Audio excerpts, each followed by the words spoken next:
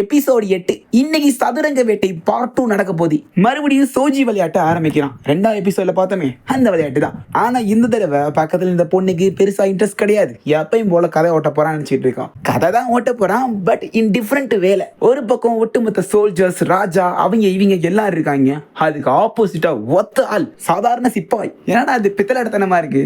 அந்த சிப்பாய் பக்கத்துல ராணின்னு எழுதி வைக்கிறான். ஆக்சுவலி சோஜி விளையாட்டுல ராணின்னு கிடையாது, இவனா எழுதி வச்சிருக்கான். என்ன நரேட் பண்றான், அந்த நாட்டோட ராணி சிப்பாய் மேல காதல் வயப்படுறா. அதன் விளைவா மொத்த அரசையும் இப்ப அவன் எதிர்க்க வேண்டிய நிலைமையில இருக்கான். இப்ப எல்லா சோல்ஜர்ஸும் அந்த சிப்பாயை போட்டு வெளுத்து வாங்குறானுங்க. அடிப்பட்டு மிதிப்பட்டு உதப்பட்டு ரொம்ப சோர்வாக்கி நிக்கிறான். இப்ப அவன் பக்கத்துல ராணி வந்து நிக்கிறா. அப்போ அந்த 2 காயினையும் ஃபிளிப் பண்ணும்போது அதுக்கு பின்னாடி ஹஸ்பண்ட் அண்ட் ஒய்ஃப்னு எழுதி இருக்கு. இது அவ கண்ணுக்கு எப்படி தெரியுதுன்னா, இந்த இக்கட்டான சூழ்நிலையிலும் அவங்க 2 பேரும் காதல் திருமணம் பண்ணிக்கிட்டாங்களாமா. சாகும் தருவாயில கூட்ட காதலிக்கிறாங்கன்னு நினைச்சு கண் கலங்கிட்டு இருக்கா. அப்போதான் சிப்பாய் சீரும் புலியா மாதிரி அங்க இருக்க எல்லா சோல்ஜர்ஸையும் சுத்தி அடிச்சான். இந்த பக்கம் இவ கொந்தளிக்கிறா. ஆமா, அச்சு தூக்கு சாமி அப்படின்ற மாதிரி ரொம்ப எமோஷனலா மாறிட்டா. அந்த நேரத்துல ராணி சோல்ஜர்ஸால கைப்பற்றப்படுறா. இப்போ ஹீரோ மாட்டிக்கிட்டான். சிப்பாய் செம்தி அடி வாங்குறான். இந்த கதை இப்படிதான் இருக்கணும்னு கட்டமைக்கிறது நம்ம செக்கி பைய போலதான். என்ன ஒரு வில்லத்தனம். இதை அந்த பொண்ணால ஜீரணிச்சுக்க முடியல. பேசாம படிச்சிருக்கலாம். தேவையில்லாம அவனை பார்த்து மென்டல் பிரஷர் தான் ஏறுது அப்படின்ட்டு தலையை கீழே குனிஞ்சிருக்கா. அவ கால் பக்கத்துல கோல்டு ஜன்னல் தெரியுது. அந்த காயின் லைட்டா உடஞ்சிருக்க.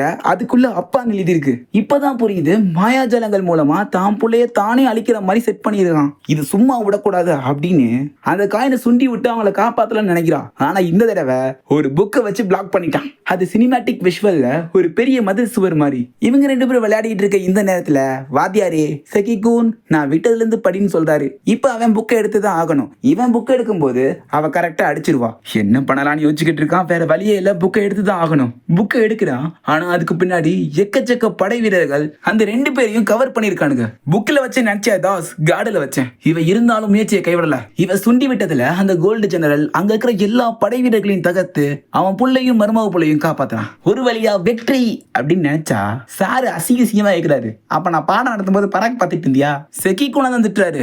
அந்த புள்ள நேக்கா பேஜ் எடுத்துருச்சு. ஏய், பேஜ் நம்பர் 35 எடு. என்ன ஒரு நட்பு.